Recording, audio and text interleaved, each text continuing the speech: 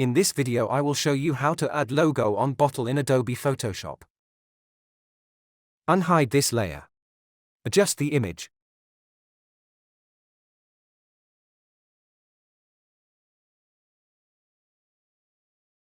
Press Ctrl+T and right-click and choose Wrap. Select the type Wrap Inflate. Follow the process.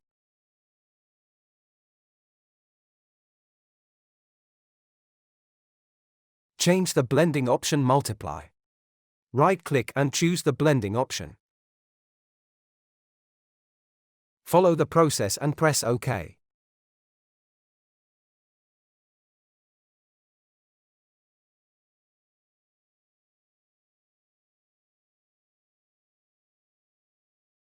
Go to Filter, Blur and Gaussian Blur.